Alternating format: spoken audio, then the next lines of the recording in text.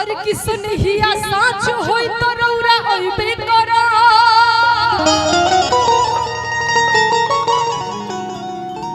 कुछ हमसे बोलब कुछ अपन सुनइबे करा कि चाहे पास रही चाहे रही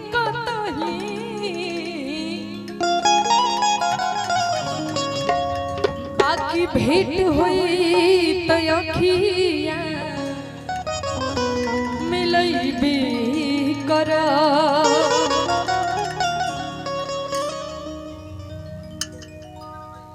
एक जानी कहतरी का कहतरी अरे कि दिल तूड़ी छोड़ी आ गइला राजाऊ अरे छूटल नाही हाथ की मेहंदिया अरे कवन करा के आ घरे बैठा के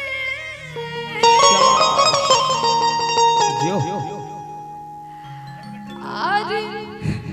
दूर दिहला नहीं आके दूरिया एक जानी अपना सैया जी से कहत रही है फरे भी सैया जी से जे कभी है साइड कभी हो साइड कहते हैं पंचानन भैया अर्ज किया है कभी यहाँ बात करते हो कभी वहाँ बात करते हो आजकल का लोग हो गए हैं दो जगह बात सेम करते हैं पता ही नहीं चलता किसके पास है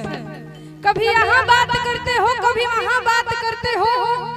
अरे आप तो बड़े लोग हो साहब हमसे कहाँ बात करते हो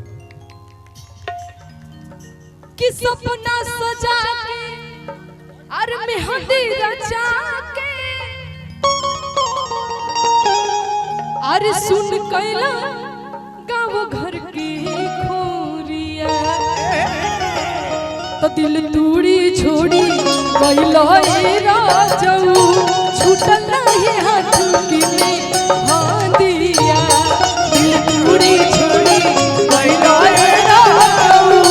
छूटल नहीं हाथ की मेहंदिया हम पिरुआ की सपना सजा के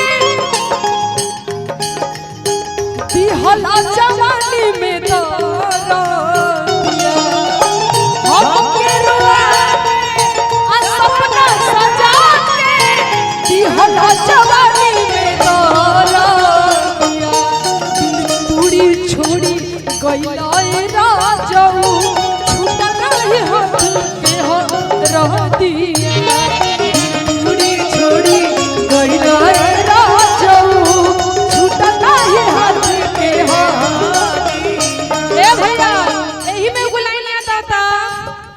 मिलो न तुम तो हम घबराए मिलो तो याद सताए हमें क्या हो गया है हमें क्या हो गया है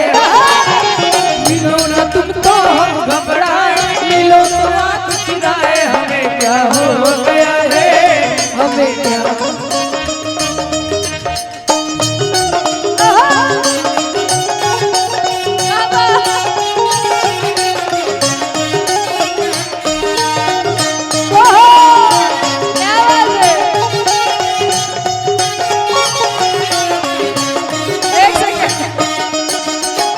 हमार गमछा वाले भैया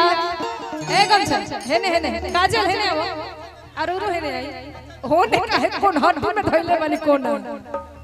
इहा के कैमरा पे नाची तब न और कलाकारी दिखाई जी तने ओढ़ली त आज हम जानत नहीं अरे त काजल जी कलाकार हई तो रौरो इनका से कलाकारी करी कनी ओढ़ली कपारे कनी तू ओढ़ला बाबू ओढ़ला आ ओढ़ के आ कहे के कैसे अरे कि दिल तूरी छोड़ी अरे कैला राजाऊ छूटा नहीं हाथ के हरा दिया